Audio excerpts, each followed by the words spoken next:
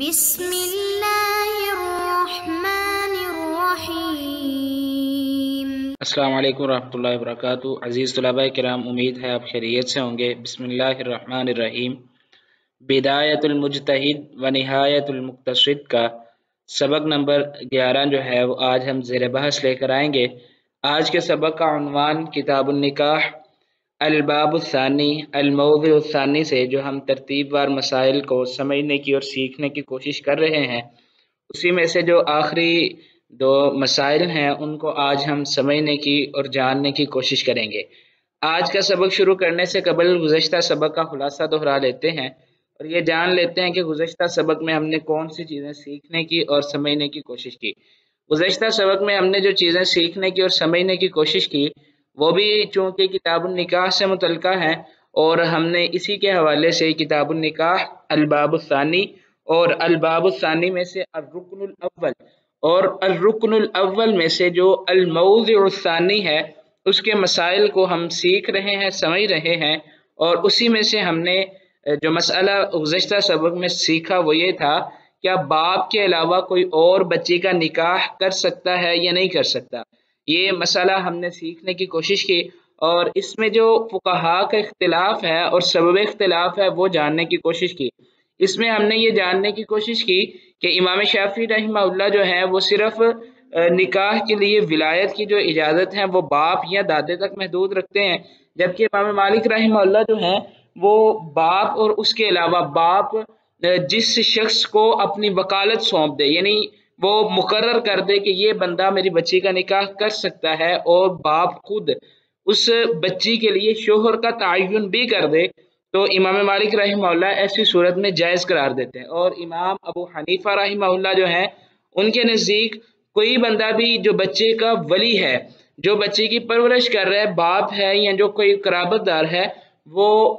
بچی کا نکاح کروا سکتا ہے۔ لیکن یہاں پہ ایک اہم مسئلہ جو نوٹ کرنے والا ہے وہ یہ ہے کہ امام ابو حنیفہ رحمہ اللہ جو ہے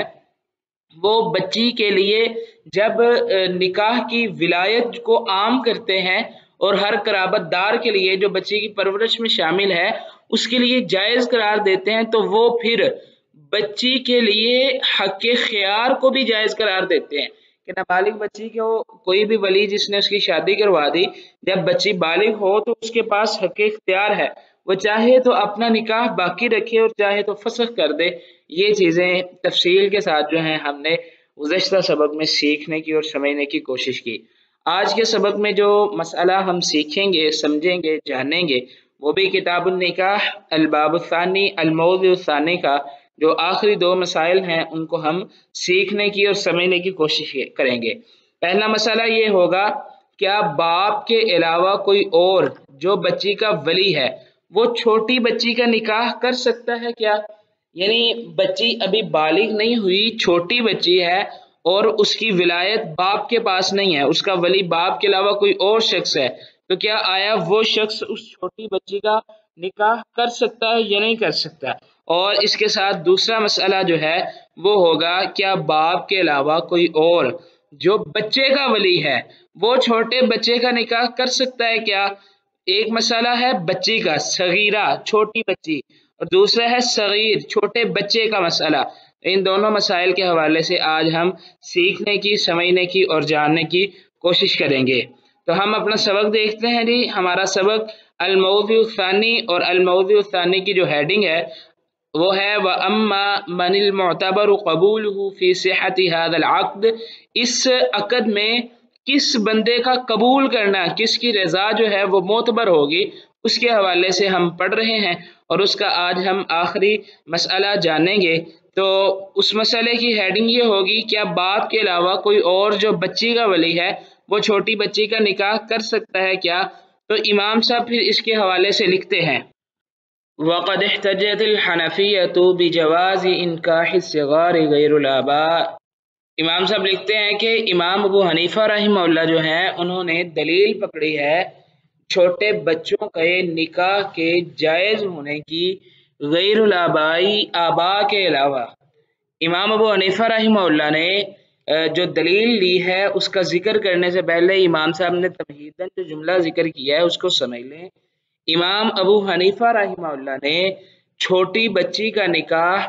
اس کے باپ کے علاوہ کسی اور ولی کو اختیار دیا ہے کہ وہ بندہ کر سکتا ہے، کوئی اور ولی چھوٹی بچی کا نکاح اپنی مرضی سے کر سکتا ہے۔ ان کی دلیل کیا ہے؟ دلیل بقولہ تعالی، اللہ تعالی کا یہ فرمان ہے، اعوذ باللہ من الشیطان الرجیم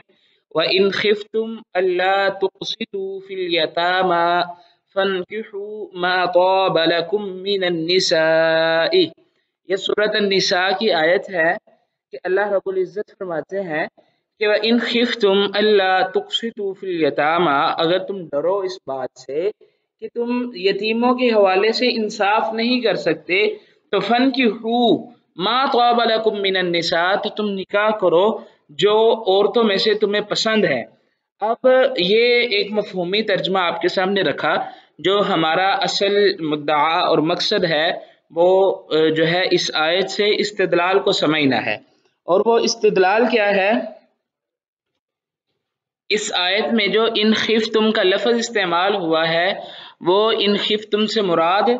اولیاء ہیں، اور جو یتامہ، لفظ یتامہ ہے، یتیم کی تعریف جب کی جائے تو یتیم کہا ہی اس کو جاتا ہے جس کا بلوغت سے پہلے باپ فوت ہو جائے، وہ چاہے مذکر ہو یا مونث، دونوں کے لیے لفظ یتیم بولا جا سکتا ہے۔ تو امام صاحب کا یہاں سے استدلال جو ہے وہ خفتم اور دوسرا لفظ یتامہ سے ہے۔ پہلے نمبر پر خفتم سے مراد اولیاء ہیں جن کی پرورش میں، جن کی ذمہ داری میں اور جن کی نگرانی میں وہ بچی موجود ہے۔ دوسرے نمبر پر یتامہ کا لفظ اس بات پر دلالت کر رہا ہے کہ جب وہ بچی چھوٹی ہے تو اولیاء بھی جو ہیں وہ باپ کے علاوہ ہیں، تو وہ چاہیں تو اس کا نکاح اپنی مرضی سے کر سکتے ہیں۔ اس کو امام ابو حنیفہ رحمہ اللہ جو ہے انہوں نے دلیل بنایا ہے، اور ساتھ امام صاحب جو ہیں آگے امام ابو حنیفہ رحمہ اللہ کی اس دلیل کی وضاحت مزید کچھ یوں لکھتے ہیں، اعلیٰ امام صاحب کہتے ہیں وَالْيَتِيمُ لَا يَنْطَلِقُ إِلَّا عَلَى غَيْرِ الْبَالِغَةِ، جو یتیم کا لفظ ہے نا، لفظ یتیم ہے،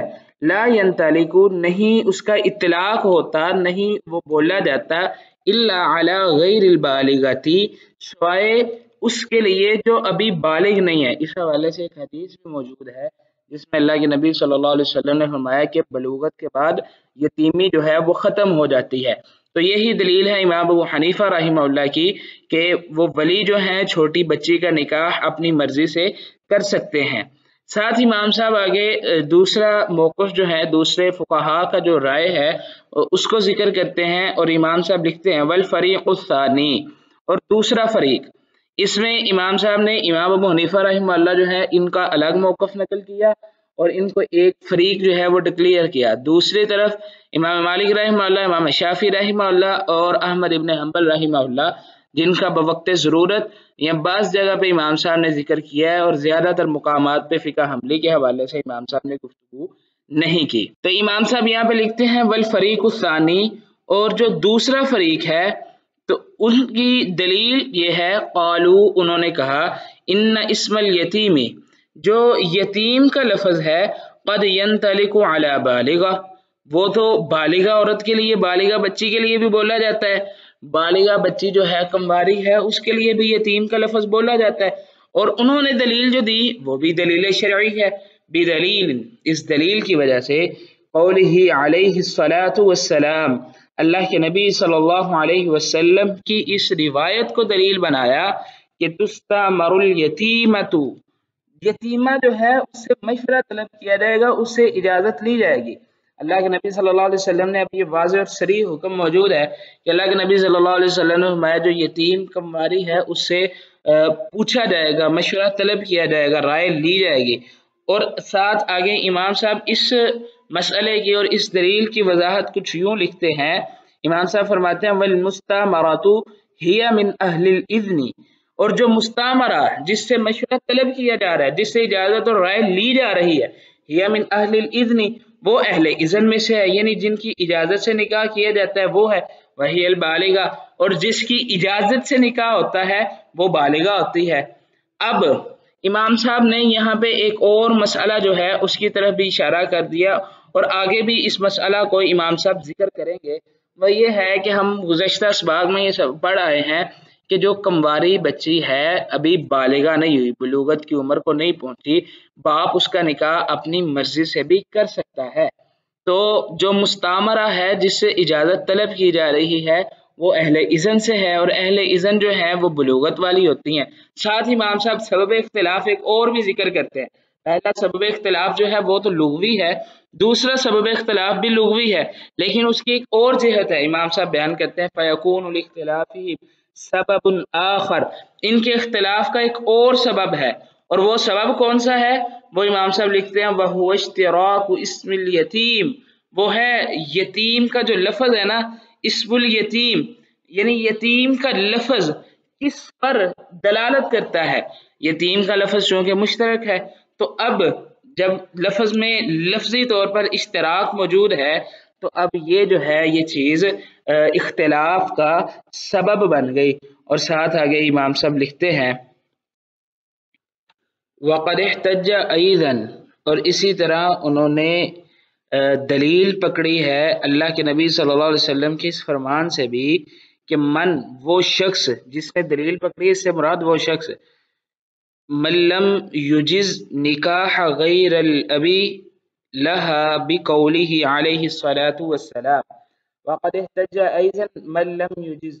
یعنی وہ بندہ، یعنی وہ فقہا جنہوں نے غیر آبا کی، یعنی صرف باپ ہی بچی کا نکاح کر سکتے، اس کے علاوہ کوئی اور بچی کا نکاح نہیں کر سکتا، جن کا یہ موقف ہے، انہوں نے اللہ کے نبی صلی اللہ علیہ وسلم کے اس قول سے بھی دلیل پکڑی ہے۔ اور وہ قول کیا ہے؟ وہ قول یہ ہے کہ تستامر الیتیمۃ فی نفسہا، جو یتیمہ بچی ہے اس سے اس کے بارے میں پوچھا جائے گا، اور جس سے پوچھا جائے گا وہ یقینی طور پر بالغ ہے، تو لہٰذا جو لفظ یتیم ہے اس میں اشتراک موجود ہے، بلوغت والا بھی اور غیر بالغ دونوں کے لیے یہ لفظ بولا جا سکتا ہے۔ تو ساتھ ہی آگے امام صاحب لکھتے ہیں قالو، انہوں نے کہا، جن کا یہ موقف ہے، انہوں نے کہا کہ والصغیرۃ، اور جو چھوٹی بچی ہے، لیست من اہل الاستعمار باتفاق،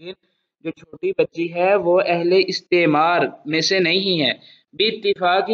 یعنی فقہا کا اس بات پر اتفاق ہے کہ جو نابالغ بچی ہے اس سے پوچھنے کی ضرورت نہیں ہے، یہ فقہا کا اس بات پر اتفاق موجود ہے۔ فوجب المنع، بس ممانت جو ہے وہ واجب ہوگی، وَلِأُولَٰئِكَ أَن يَقُولُوا، اور اسی وجہ سے وہ یہ بھی کہہ سکتے ہیں کہ أَنَّ هَذَا حُكْمُ الْيَتِيمَةِ الَّتِي هِيَ مِنْ أَهْلِ الْاِسْتِعْمَارِ، یہ جس کا ذکر کیا گیا ہے، جس یتیمہ کا حکم نقل کیا گیا ہے، وہ من اہل الاستعماری، وہ ہے جس سے اجازت لی جائے گی۔ وَأَمَّا الصَّغِيرَةُ، جہاں تک چھوٹی بچی کی بات ہے، فَمَسْكُوتٌ عَنْهَا، تو اس کے بارے میں خاموشی اختیار کی گئی ہے۔ تو عزیز طلباء کرام، امید ہے آپ کو یہ مسئلہ بھی سمجھ آ گیا ہوگا۔ امام ابو حنیفہ رحمہ اللہ اگر جمیع اولیاء کو نکاح کا اختیار دیتے ہیں تو وہ بچی کو ساتھ حق اختیار بھی دیتے ہیں بلوغت کے بعد جو ہے، اور دیگر فقہا جو ہیں وہ یتیم کے لفظ سے مراد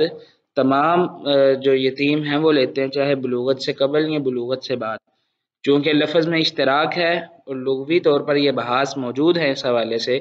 تو اس لیے ان کا موقف اور رائے جو ہے وہ یہی ہے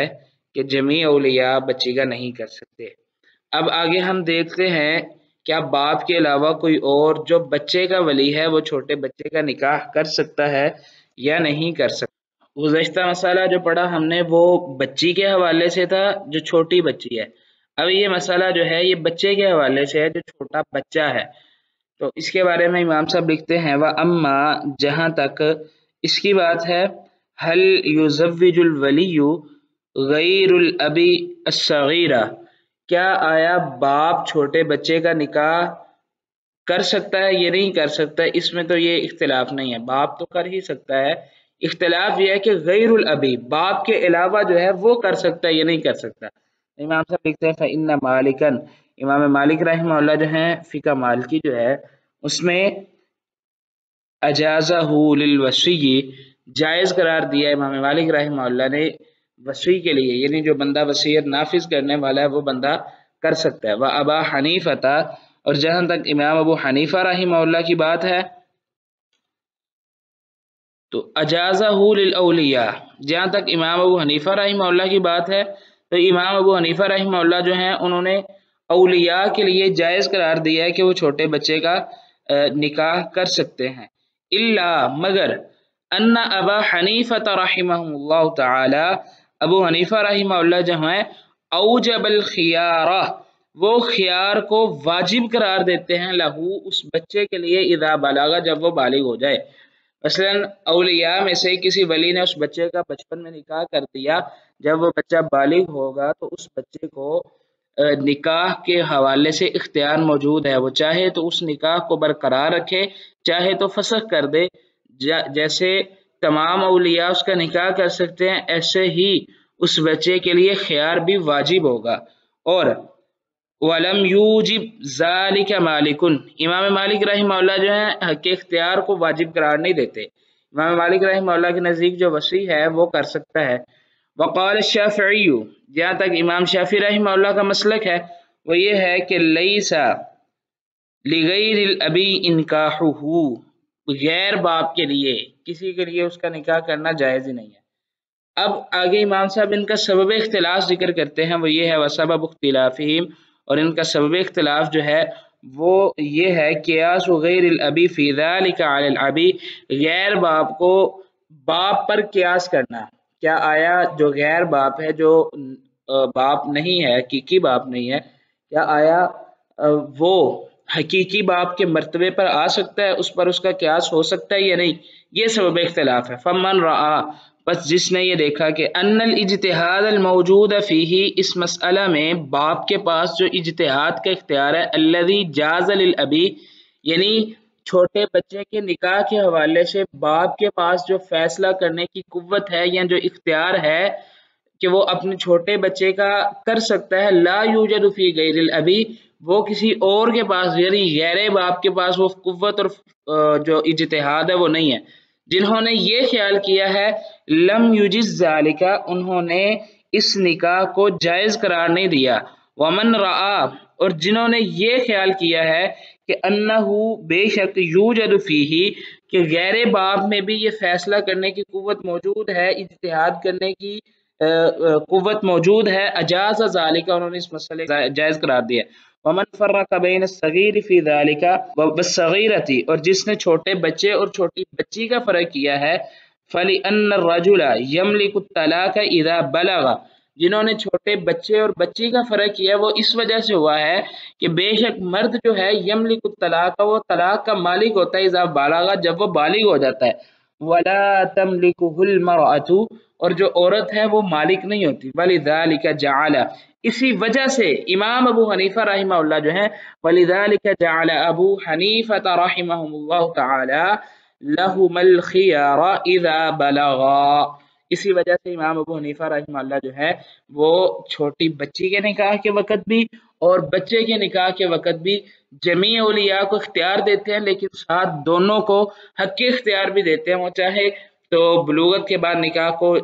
قائم رکھیں، چاہے تو فسخ کر دیں، یہ ان کی مرضی ہے۔ اب اس مسئلے کا خلاصہ یہ ہے کہ امام ابو حنیفہ رحمہ اللہ جمیع اولیاء کو جائز قرار دیتے ہیں، وہ کر سکتے ہیں، لیکن بچے کے پاس اختیار ہے۔ امام مالک رحمہ اللہ جو وصی ہے صرف اس کے لیے جائز قرار دیتے ہیں، اور امام شافعی رحمہ اللہ جو ہیں وہ صرف اور صرف باپ کے لیے جائز قرار دیتے ہیں کہ وہ نکاح کر سکتا ہے، اس کے علاوہ کوئی اور چھوٹے بچے کا نکاح نہیں کر سکتا۔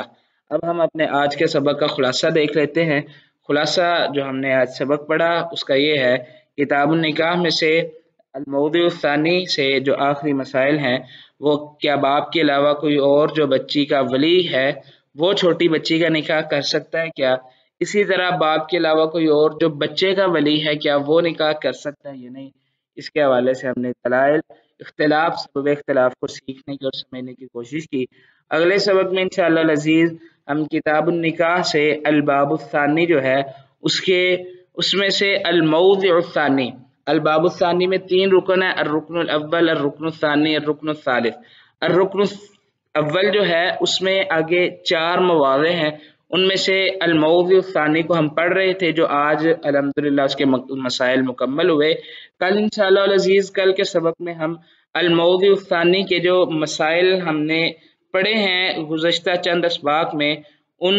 مسائل کا ایک اجمالی جائزہ، یعنی جو ان کی ایک ہیڈنگز ہیں، جو مسئلہ ہم نے پڑھا اجمالی جائزہ اس کا جو ہے اس کو دیکھیں گے، اور اس کے بعد الموضوع الثالث کا تعارف اور ساتھ ساتھ الموضوع الثالث کی جو تفاصیل ہے اس کو بھی ہم جاننے کی کوشش کریں گے۔ اگلے سبق سے پہلے یہ سوال حل کریں۔ سوال یہ ہے کہ امام مالک رحمہ اللہ کے نزدیک باپ کے علاوہ کون ولی ہو سکتا ہے؟ اس مسئلے کو حل کرنے کی کوشش کریں، اس کے دلائل تلاش کریں۔ تب تک کے لیے اللہ حافظ، اپنا خیال رکھیے گا۔